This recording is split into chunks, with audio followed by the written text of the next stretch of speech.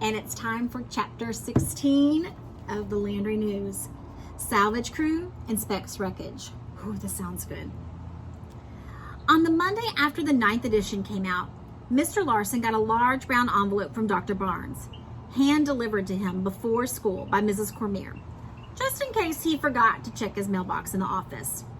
There were 2 items in the envelope. The first was a copy of a letter from Dr. Barnes to the school superintendent and each of the 7 members of the school board. It requested an emergency meeting concerning a disciplinary proceeding against Mr. Carl Larson. The letter stated that Mr. Larson allowed the attached article to be published in a classroom newspaper under his supervision, and over 300 copies were distributed throughout the school and the community.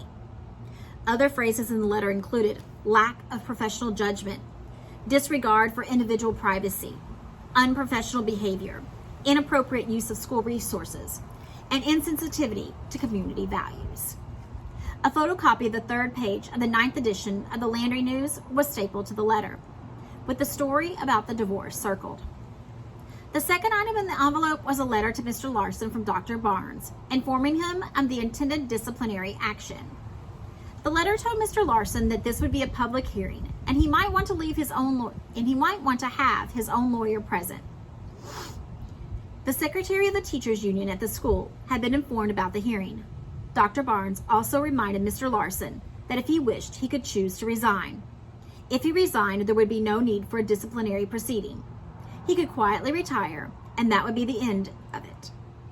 Dr. Barnes ended the letter by saying that publication of the Landry News must cease immediately. Mr. Larson slumped back in his chair, his long arms hanging limp at his sides. He felt as if he'd been kicked in the stomach. The threat of losing his job was certainly real. Ever since Dr. Barnes arrived at Denton 7 years ago, Mr. Larson had known that it was only a matter of time before something like this had happened. And Mr. Larson thought, maybe I deserve this. I've been a rotten teacher, more like half a teacher for a long time now. Maybe this school will be a lot better off without me. I probably got this coming. But Carl Larson was absolutely sure of one thing. The kids did not deserve this one little bit. The Landry News had become something wonderful, and the thing that hurt him the most was that because of his problems, not the kids' problems, Dr. Barnes was going to use this innocent little newspaper as the whip to send him packing. But sitting there on his chair in his cluttered room, Mr. Larson turned a corner. He forgot about his own problems. He began to think about how he could protect his students from the ugliness of the situation. He wanted to be sure that not one of them was harmed or upset in any way.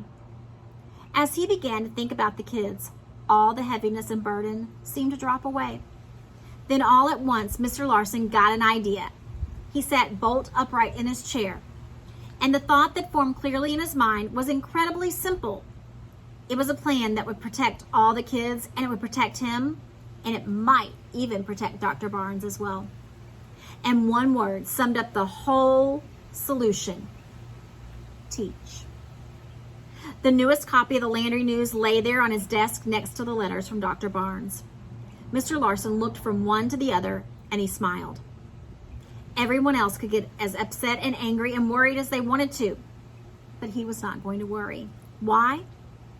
Simple. Because his kids were going to see the whole thing as one large, exciting learning experience about the First Amendment and the freedom of the press. And who was going to transform this mess into a thing of educational beauty? Mr. Larson, teacher. Do you remember what the First Amendment is? Look it up.